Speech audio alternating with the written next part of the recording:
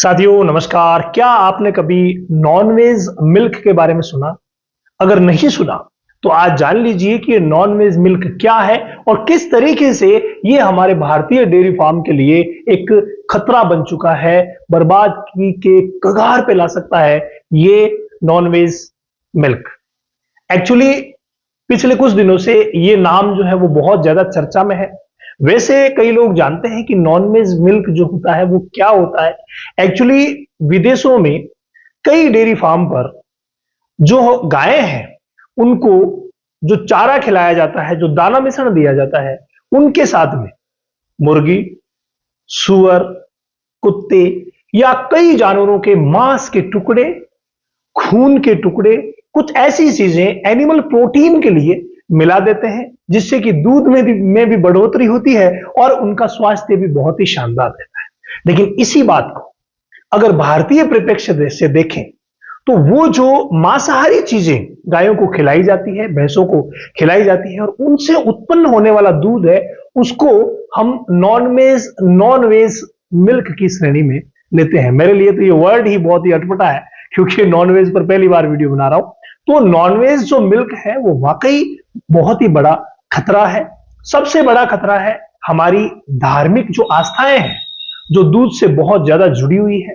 धार्मिक अनुष्ठानों में दूध का इस्तेमाल बहुत ज्यादा होता है, लेकिन हम भारत में बैठे हैं तो विदेशों की इन गायों के दूध की बात हम क्यों कर रहे हैं? इसके पीछे सबसे बड़ा रीजन है कि अभी पिछले दिनों अमेरिका से जो व्यापार के जो टर्म चल रहे हैं उनमें डेयरी को लेकर के भी कुछ समझौते हुए और उनमें अमेरिका ने निर्णय लिया कि डेयरी प्रोडक्ट जो है वो भारत को निर्यात करेंगे, यानी भारत में भेजेंगे, यानी भारत जो है वो डेयरी प्रोडक्ट आयात करेगा वहां से।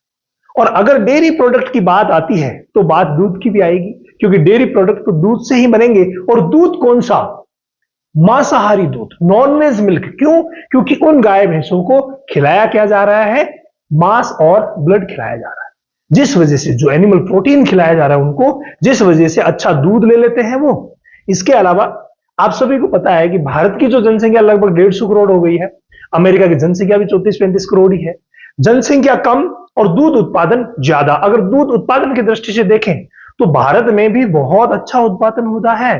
पूरे विश्व का 25% उत्पादन भारत में होता है दूध का, जबकि अमेरिका में 12% ही होता है। लेकिन वहां की जनसंख्या कम होने की वजह से और डेयरी प्रोडक्ट जो है वो ज्यादा बनाने की वजह से वो निर्यात करने की कंडीशन में है। और भारत को जब टारगेट बनाया जा रहा है तो भारत में सबसे बड़ी समस्या दूध, जब यहां नॉनवेज आएगा तो भाई कैसे धार्मिक अनुष्ठानों में काम होगा, घी को कैसे यूज किया जाएगा, दूध के डेयरी के जो प्रोडक्ट है वो किस तरीके से इस्तेमाल होंगे, ये बहुत ही बड़ी समस्या हमारे सामने खड़ी हो गई है।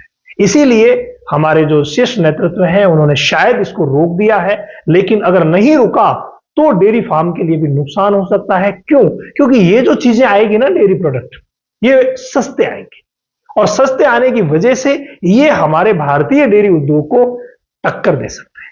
इस वजह से ये बहुत बड़ी समस्या है।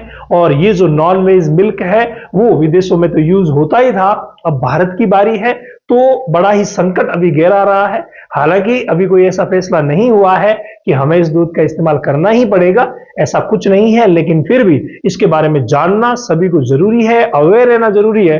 और अगर आप राजनीतिक रूप से थोड़ी बहुत पकड़ रखते हैं या आपके ऊपर कोई जानकार है तो वहां तक आप ये बात जरूर पहुंचाइए कि ये सौदा किसी भी सूरत में नहीं होना चाहिए।